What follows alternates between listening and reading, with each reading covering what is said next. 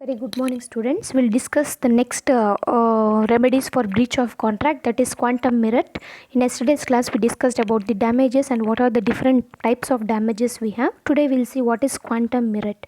So, quantum merit, the word literally means as much as earned, as much as it is earned, ಅಥವಾ according to the quantity of the work done. So this you call it as quantum merit, as much as it is earned ಅಥವಾ according to the quantity of the work done.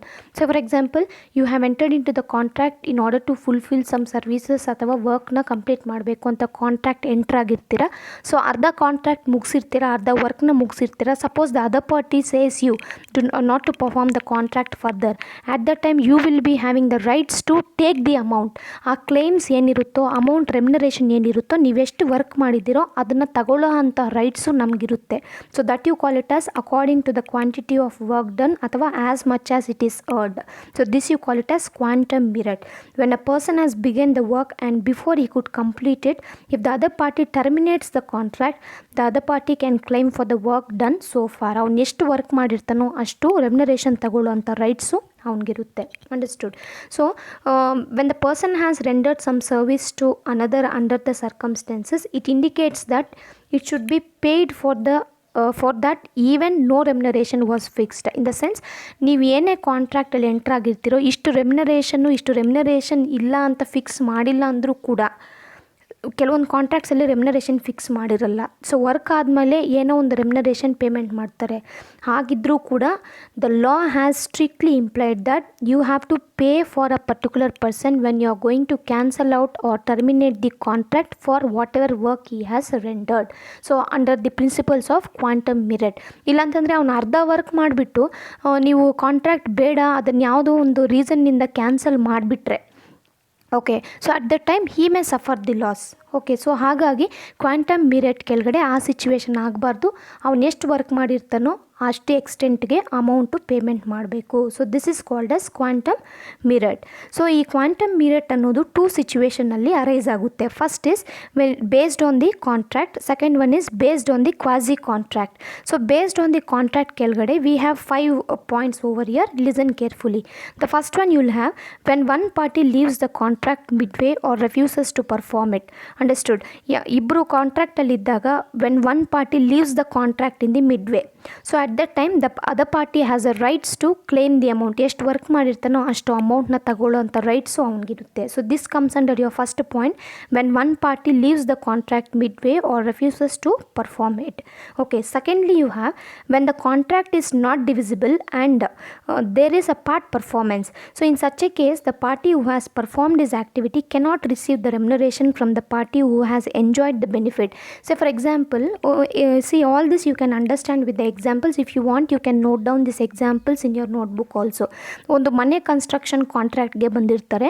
So ಒಂದು party ಏನು ಮಾಡಿರ್ತಾರೆ ಅಂತಂದರೆ, he is going to construct the houses half, ಅರ್ಧ ಮಾತ್ರ construction ಮಾಡಿ ಬಿಟ್ಬಿಡ್ತಾನೆ. So ನನ್ನ ಕೈಯಲ್ಲಿ ಕನ್ಸ್ಟ್ರಕ್ಟ್ ಮಾಡೋಕ್ಕಾಗಲ್ಲ, ನಾನು ಬೇರೆ ಕಡೆ ಹೋಗಬೇಕು ಅಂತ ಬಿಟ್ಬಿಟ್ಟಾಗ, ನಾವು ದ ಅದರ್ ಪಾರ್ಟಿ ಯಾರು ಮನೆ ಓನರ್ ಇರ್ತಾರೋ ಅವರು ಬಂದುಬಿಟ್ಟು ಬಿಗೆ ದ ಅದರ್ ಪರ್ಸನ್ ಯಾರು ಕಟ್ತಾ ಇರ್ತಾರೋ ಅವ್ರಿಗೆ ಅಮೌಂಟ್ ಪೇ ಮಾಡೋಷ್ಟಿಲ್ಲ. ಯಾಕಂತಂದರೆ ನಾವು the contract as breached, cancellation ಮಾಡಿರೋದು ಮನೆ ಕಟ್ತಾ ಇರೋನು. ಅಂಡರ್ಸ್ಟುಡ್. ಈ ಸಿಚುವೇಷನಲ್ಲಿ ಏನಾಗುತ್ತೆ, it is not the part of the owner to pay the remuneration for B. ಯಾಕಂದರೆ ಅರ್ಧಂಬರ್ಧ ಮನೆ ಕಟ್ಟಿಬಿಟ್ಬಿಟ್ರೆ ಯಾರು ತಗೊತಾರೆ ಅದನ್ನು ಮತ್ತೆ? ಸೊ ಮತ್ತೆ ಗೃಹ ಪ್ರವೇಶ ಮಾಡಿ ಆ ಮನೇಲಿ ಹೋಗಿರೋಕ್ಕಾಗುತ್ತಾ? ಆಗೋದಿಲ್ಲ. It is a loss for the owner now. So at that time there is no specific contract under quantum meruit. So remuneration payment ಮಾಡೋಕ್ಕೆ ಆಗೋದಿಲ್ಲ ಅಂತ. So you can read it formally. In such a case the party who have perform this activity cannot receive the remuneration from the party who have enjoyed the benefit. So ಈ ಟೈಮಲ್ಲಿ ಅವನೇನು ಮಾಡೋಕ್ಕೆ, remuneration receive ಮಾಡೋಕ್ಕೆ ಆಗೋದಿಲ್ಲ ಅಂತ. Next you have when indivisible contracts performed but badly. So contracts ಕೆಲವೊಂದು ಸತಿ ಏನಾಗುತ್ತೆ ಅಂದರೆ, ಈ ಪ್ರೀವಿಯಸ್ ಪಾಯಿಂಟಲ್ಲಿ ಅರ್ಧ ಕಾಂಟ್ರಾಕ್ಟ್ ಪರ್ಫಾರ್ಮ್ ಮಾಡಿ ಬಿಟ್ಬಿಟ್ಟಿದ್ದಾರೆ. ಅಂಡರ್ಸ್ಟುಡ್. ಅದು ಯಾರಿಗೂ ಯೂಸ್ ಆಗಲ್ಲ. ಈ ಕಾಂಟ್ರಾಕ್ಟ್ ಸಪೋಸ್ ಪಾಯಿಂಟ್ ಸಿ ಅಲ್ಲಿ ಏನಾಗುತ್ತೆ ಅಂದರೆ, ಕಾಂಟ್ರಾಕ್ಟ್ಸು ಫುಲ್ ಪರ್ಫಾರ್ಮ್ ಮಾಡಿಬಿಡ್ತಾರೆ, but it will be perform badly. Say for example ಯಾವುದೋ ಒಂದು ವೆಡ್ಡಿಂಗ್ ಫಂಕ್ಷನ್ ಅಂತ ತಗೊಳ್ಳಿ, ಡೆಕೋರೇಷನ್ ಮಾಡೋಕ್ಕೆ ಬಿಟ್ಟಿರ್ತಾನೆ. ಸೊ ಡೆಕೋರೇಷನ್ ಟೀಮ್ ಅವ್ರು ಏನು ಮಾಡ್ತಾರೆ, ಡೆಕೋರೇಷನ್ ಮಾಡಿ ಮುಗಿಸ್ತಾರೆ, ಬಟ್ ನೀಟಾಗಿ ಮಾಡಿರೋದಿಲ್ಲ. ಅಂಡರ್ಸ್ಟುಡ್? ನೀಟಾಗಿ ಮಾಡದೆ ಸ್ವಲ್ಪ ಲೈಕ್ ಪ್ರಾಪರ್ ಅರೇಂಜ್ಮೆಂಟ್ಸ್ ಮಾಡ್ದಿರ ಅಟ್ರಾಕ್ಟಿವ್ ಆಗಿ ಇಲ್ಲದೇ ಮಾಡಿದ್ದಾಗ ಆವಾಗ the person, the owner, okay, the marriage owner ಅಂತ ತಗೊಳ್ಳಿ, ಅವ್ರು ಏನು ಮಾಡ್ಬೋದು, ಸ್ವಲ್ಪ ಅಮೌಂಟ್ನ ಡಿಡಕ್ಟ್ ಮಾಡ್ಕೋಬೋದು. ಸೊ ಡಿಡಕ್ಟ್ ಮಾಡಿಕೊಂಡು ನೀವು ಪ್ರಾಪರಾಗಿ ಡೆಕೋರೇಷನ್ ಮಾಡಿಲ್ಲ ಅಂತ ಅಮೌಂಟ್ನ ಡಿಡಕ್ಟ್ ಮಾಡಿಕೊಂಡು ಅವನಿಗೆ ಕೊಡಬಹುದು. So because he is not satisfied, not fully satisfied for the decoration. So this comes under your third point, that is when indivisible contracts perform but badly. ನಾನು ಏನು ಎಕ್ಸಾಂಪಲ್ ಹೇಳ್ತೀನೋ ಅದನ್ನು ಬರ್ಕೊಂಡಿರಿ, ಯೂಸ್ ಆಗುತ್ತೆ ನಿಮಗೆ.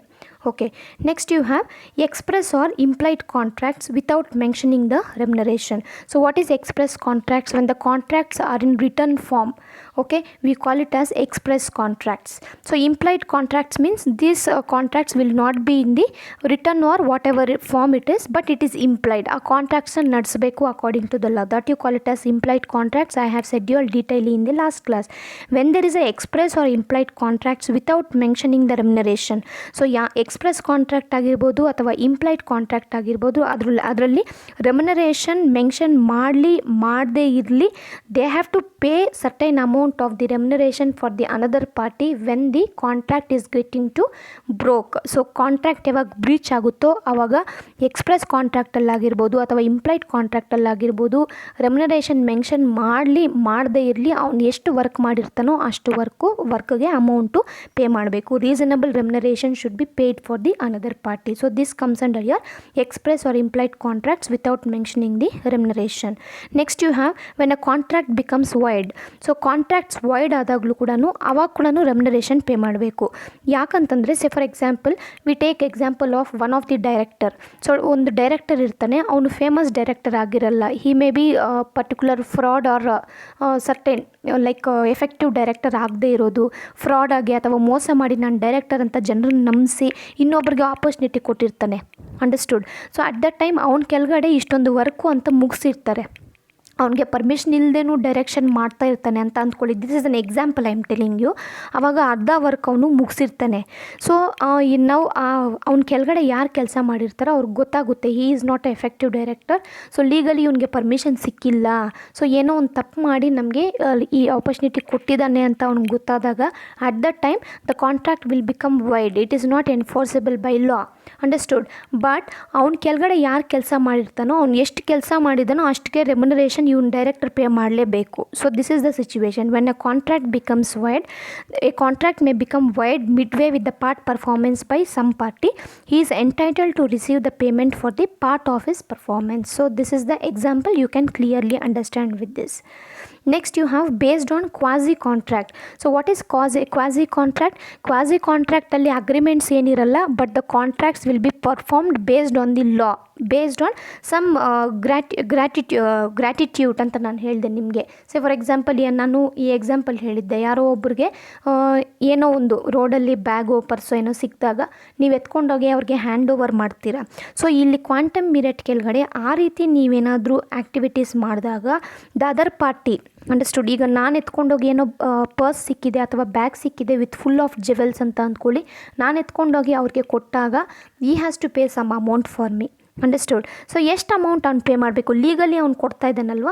When you approach the law will determine particular amount. Yes, ಯಾರೋ ಒಬ್ಬರು ನಿಮ್ಮ ಅಮೌಂಟ್ನ ಎತ್ಕೊಂಬಂದು ನಿಮ್ಮ ಜೆವೆಲ್ಸ್ನ ಎತ್ಕೊಂಬಂದು ನಿಮಗೆ ಕೊಟ್ಟಿದ್ದಾರಲ್ಲ, you have to pay certain remuneration for them.